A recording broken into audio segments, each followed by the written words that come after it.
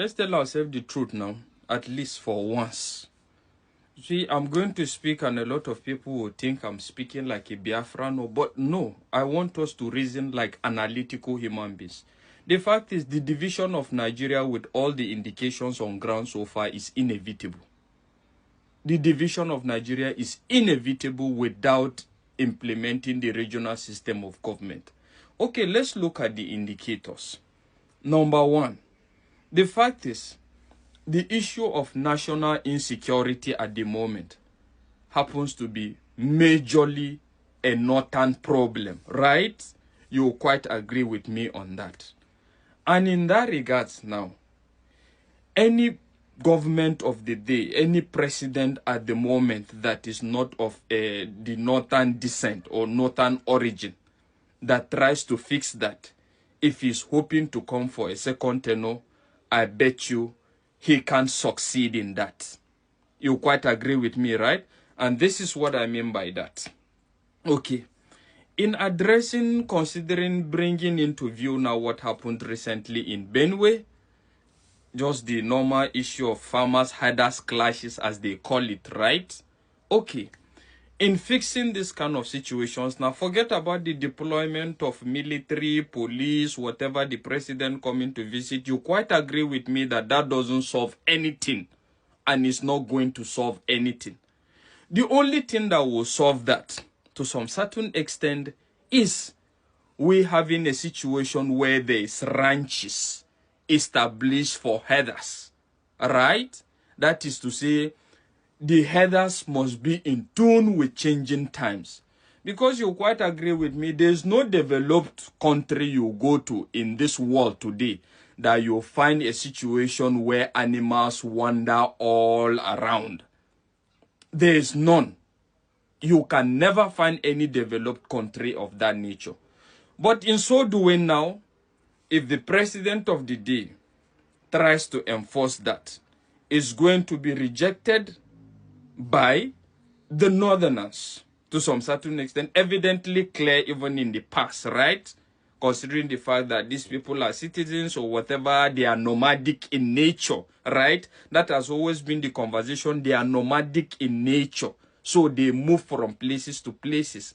And the fact is, I don't know where we're actually getting this. Okay, if you say you are nomadic in nature, how do you expect the government to account for you? Have you ever seen a country where you have citizens being nomadic in nature and the government can account for them and make budgets for? So you see, the fact is, the herders must be in tune with changing times, but they are not ready for that. And even the politicians are not ready to have that conversation. Let's look at the issue of dialogue. We need to preach dialogue. We need to be accommodating. There's enough to share, according to Tinubu. But looking at it, you quite agree with me that as far as this life, this nature is concerned now, people have metamorphosized over time, which is the fact that people no more just live because they want to embrace each other in love and peace and harmony. There are two things that guide and regulate the conduct of humanity. One, adequate enforcement of the law. Even in developed countries. That is to say, you know that when you do this, this will happen. You must reap for it. You will go in for it. That makes people behave to some certain extent.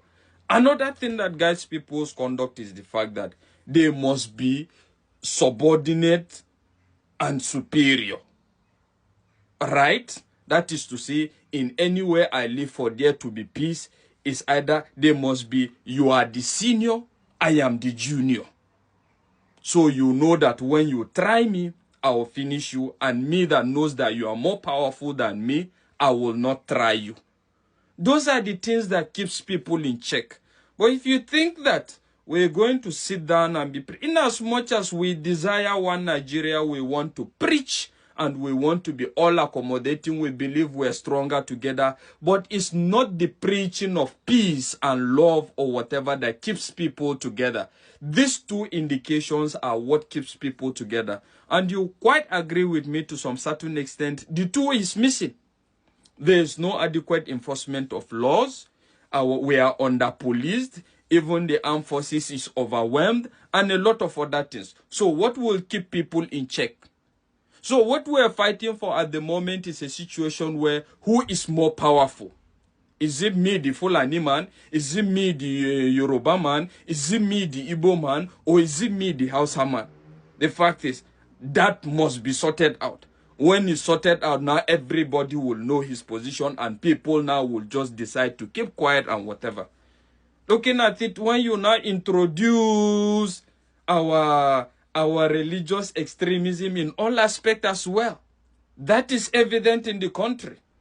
You have a lot of radical Muslims, radical Christians who are not ready to tolerate each other. The only thing that will make us tolerate each other, let's tell ourselves the truth, is the full implementation of the law and the adequate protection of the vulnerable. That is just it. And all these things are missing. So how do you tell me we are not going to divide? And the fact is, looking at it now, Tinubu will not dare go that way. Right? Because by the time he tries to introduce that, okay, there must be establishment of ranches to curtail the free movement of the Fulanis, you quite agree with me that he is going to lose a lot of... the fact is he's already losing at the same time as far as the North is concerned at the moment. And that is what will bring the division closer in that regards. In the sense that Tinubu doesn't look like somebody that is ready to let go of the fact that this 8 years is his birthright.